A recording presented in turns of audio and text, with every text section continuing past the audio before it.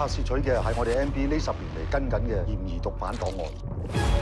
邊個係全港最大毒販？我哋警方從來都冇公佈過。我自細就見好多道友因為吸毒搞到家破人亡。只要殺死香港最大嘅毒販，我會用1億港紙嘅獎金。我哋跟緊幾個可疑嘅大毒梟，其中一個叫做地藏。邊個咁夠薑？我哋場都夠膽掃。你話要啊？我足夠1億1000萬買起葉信傑。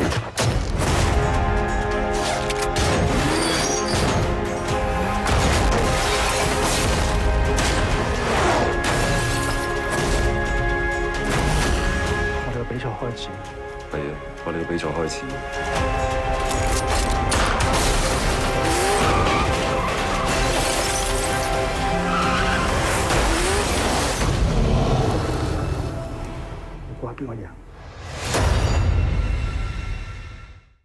Salut à tous, j'espère que vous allez bien, que vous avez passé une bonne rentrée ou que vous passez de bonnes vacances si vous avez encore la chance d'être en vacances. Moi c'est mon cas, je suis encore en vacances et je vais en profiter pour reprendre mes chroniques en vidéo.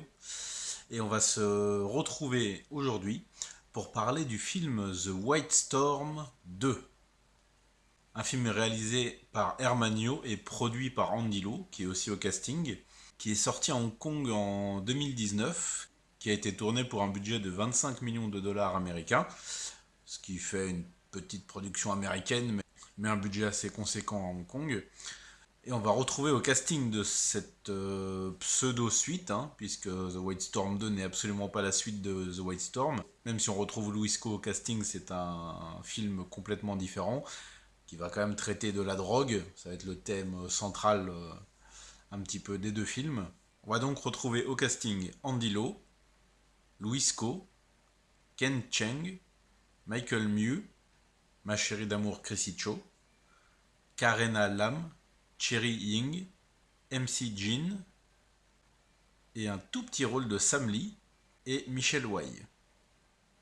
Alors The White Storm 2 va nous raconter l'histoire d'un ex-trafiquant de drogue repenti qui est joué par Andy Lau, qui va devenir un personnage important à Hong Kong et qui va décider de mener une campagne anti-drogue, une guerre contre la drogue et les trafiquants de drogue suite à un drame personnel, et qui va de ce fait être confronté à un ancien ami qui lui est devenu un baron de la drogue à Hong Kong et qui est joué par Louis Co.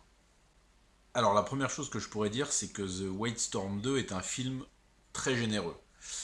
Il y a beaucoup de scènes d'action, il y a beaucoup de fusillades assez nerveuses, il y a beaucoup d'exécutions, il y a beaucoup de courses-poursuites, notamment le final dont on a vu quelques plans dans les bandes annonces qui laissait présager quelque chose d'assez over the top. Et c'est complètement le cas, puisque c'est un final qui se passe dans le MTR, il fallait quand même le faire, c'est assez original. Le début du film est un petit peu précipité dans ces événements. Ça commence assez vite et on nous pose l'univers et les personnages en une petite vingtaine de minutes. C'est un petit peu rushé, mais c'est pour mieux se concentrer sur l'action dans tout le reste du film. Alors évidemment, il y a un gros message anti-drogue dans le film. C'est quelque chose d'assez épais, d'assez pâteau qui est jeté comme ça au spectateur. C'est pas forcément hyper approfondi, à part que le message, la drogue, c'est mal, vous voyez. Donc voilà, on peut pas dire que The White Storm 2 brille par un scénario extrêmement original. On va plutôt se concentrer sur une galerie de personnages, tous assez divers.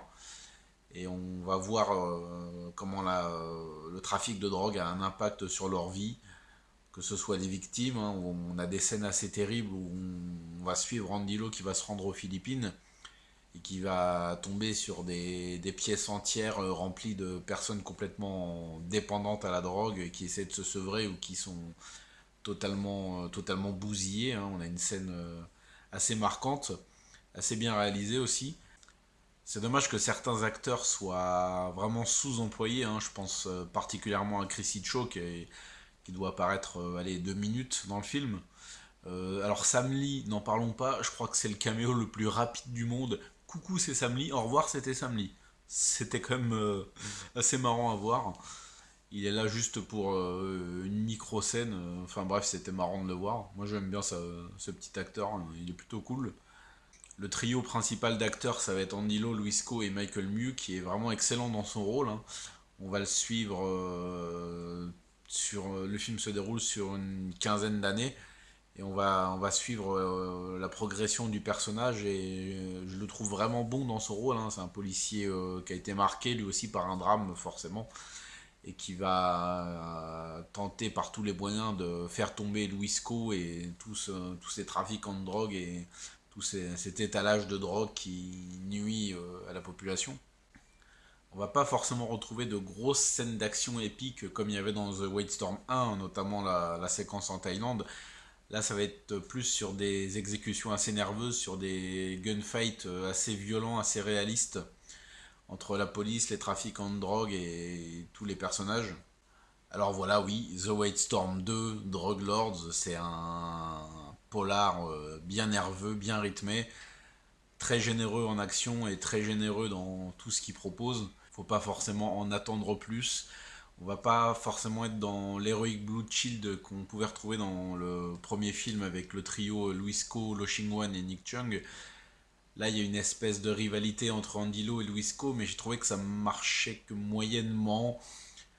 Parce qu'on va les voir au début du film en fait, et on va pas forcément être impliqué. Parce qu'on sait que les personnages se connaissent depuis assez longtemps, mais ça va pas forcément être bien retranscrit à l'écran. Ce qui est dommage, moi ça m'a empêché un petit peu de m'impliquer. Après les personnages vont avoir leurs motifs, leurs griefs. Alors Louis Coe il est génial, il s'éclate comme un petit fou, c'est rare de le voir en méchant et là il s'en donne vraiment à cœur joie. Après les motivations de son personnage, oui, il est blessé, c'est la rancune, il a été trahi par un ami, et il est devenu une espèce de grand boss, grand parrain de la drogue de Hong Kong. J'ai trouvé que le personnage aurait pu être un petit peu plus fouillé, parce que là, ça fait un petit peu... Je veux juste me venger, c'est moi le meilleur, je vais tous vous exterminer, c'est moi le patron, c'est moi qui dirige Hong Kong, et voilà, au final, le rôle aurait pu être un peu mieux écrit. Après, lui, il s'éclate comme un petit fou, donc voilà. Le personnage d'Andy Lau est sympa aussi, mais là encore, il va être ramené à une fonction assez basique vers la fin du film, c'est un petit peu dommage que le personnage était pas mal jusque-là. Le personnage le plus intéressant, j'ai trouvé que c'était celui de Michael Mew. Le mec a un vrai charisme et son personnage est, même s'il reste dans l'ensemble, dans l'écriture, assez basique aussi, je trouvais que c'était celui qui dégageait le plus de choses et c'est sur ce personnage que je me suis le plus investi. Hermagno, voilà, ça fait des années qu'il enchaîne les bons films. Là, c'en a un de plus à son actif, c'est un bon polar bien généreux, bien sympa, un petit peu pâteau dans son exécution peut-être, ça y va un peu avec vous savez, avec des grands, ça y va un peu avec des grandes box en mode je te démolis, je te démolis, je te démolis, voilà, je suis pas forcément très fin, mais je suis un bon divertissement bien généreux. Donc voilà, pour moi ça sera un grand oui, je vous conseille évidemment The White Storm 2 Drug Lords, c'est un polar efficace, avec un casting 4 étoiles. Si vous avez eu la chance de voir le film, je vous invite à me laisser vos impressions dans la barre de commentaires.